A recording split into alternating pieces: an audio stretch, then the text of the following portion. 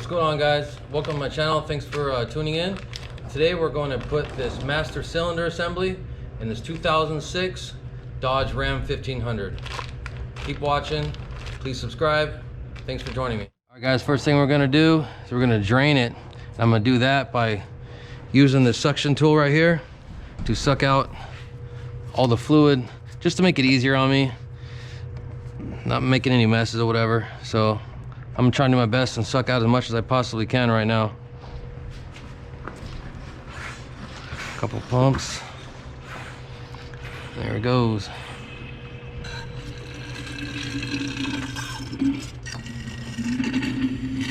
Now you really don't have to do that, but it just helps to kind of keep the mess to a minimum. If you also notice too, I placed a rag underneath the underneath it, so when I break these lines free and anything drips down, it's just going to drip on that. So there's a little tab right here. Pull this out. Oh, it was already pulled out. There we go. Push down on the tab, slide it out, move this out the way. It's a 12mm wrench. Break these things free.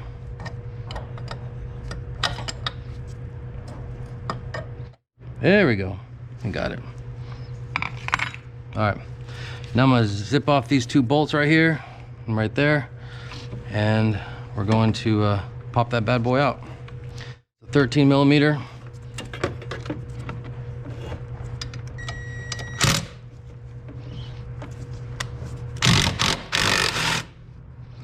There we go.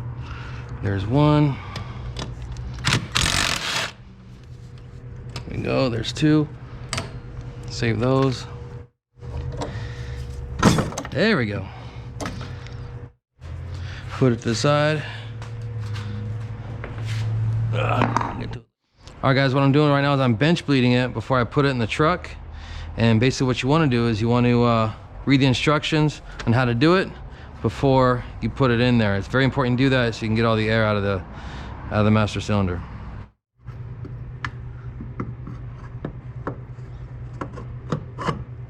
And pop it on there. Put those nuts on there.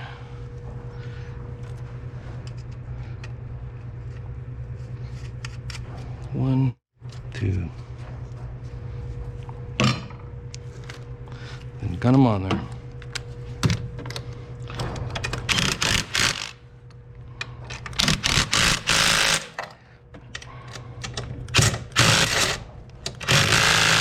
We're gonna hook up the lines now and bleed the brakes, and that should be it. Test drive, of course, to make sure everything's good, but what I'm gonna do is once I do all that, I'll show you how to check how to make sure that your brake lines have no air in it, and just stay tuned for that, okay? So let me just hook up these lines real quick.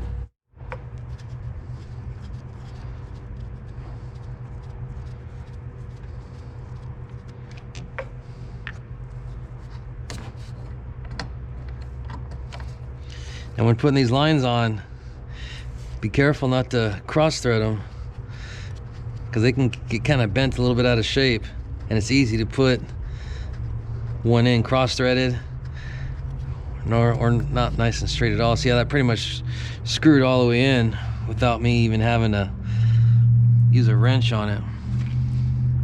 Which I'm going to snug it right now with this. I like to support the lines, because sometimes on a metal line it'll want to twist with the nut, and they can actually kink it or bend it, create a whole lot more problems for you. And see, if you can see, that one looks a little crooked. We're gonna have to move it into place a little bit while we go and thread it in there to make sure, again, we don't cross thread it. Both those lines are tight.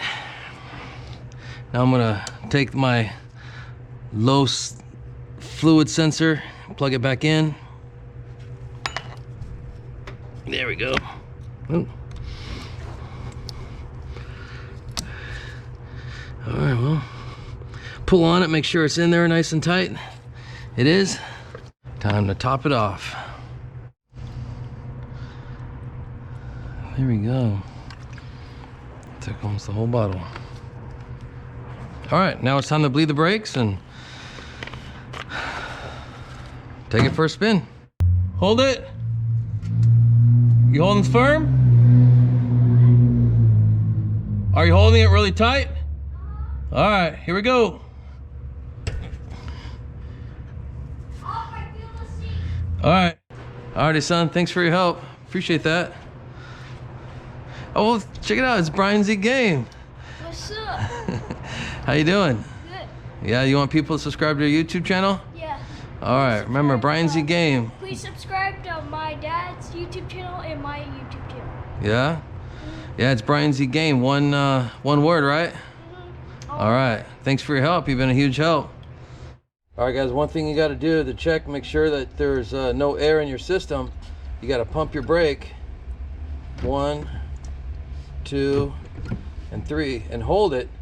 And every time your foot's on that brake, it should get firmer and firmer. And then what you want to do is that you want to make sure that it's building pressure and it's holding pressure. Like if it was still dropping to the floor right now, I'd be concerned about what's going on. So right now it's nice and steady and it's holding, and it should drive just fine. All right, guys, now it's time for the test drive. Later.